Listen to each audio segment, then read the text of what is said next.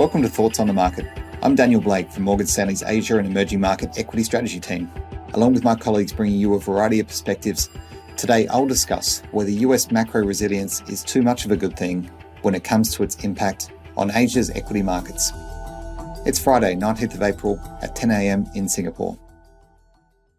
Our US economics team has substantially lifted its forecast for 2024 and 2025 GDP growth following strong migration-boosted activity and employment trends. Recent inflation readings have been bumpy, but our team still sees it moderating over the summer as core services and housing prices cool off. While the market has been focused on this silver lining of stronger global growth, the clouds are rolling in from expectations of a shallower and later easing of global monetary policy. Our team now believes that the first Fed rate cut won't come until July, but does see 2 additional cuts coming in November and December.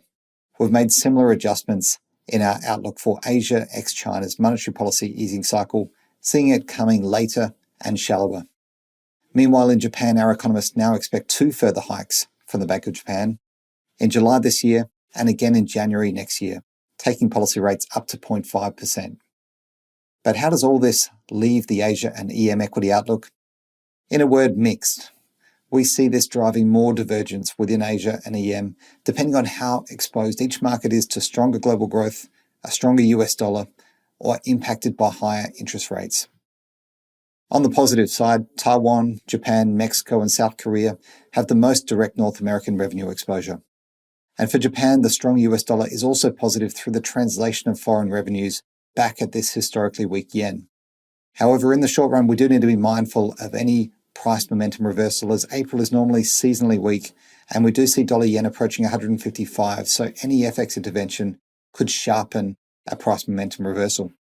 Next up, we're paying close attention to India's equity market, where we have a secularly bullish view.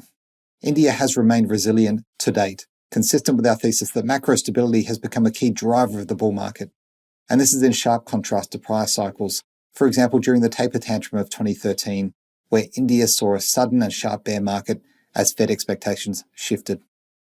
On the negative side then, we are seeing a breakdown in correlations of some markets with these higher Fed funds expectations, including in Indonesia and Brazil, where policy space is being constrained, and in Australia, where valuations were pushed up on hopes of an RBA easing cycle that won't come until next year in our view. So this is indeed a mixed picture for Asia and EM, but we retain our core views that market leadership will continue coming from Japan and India through 2024. And so what's the risk from here?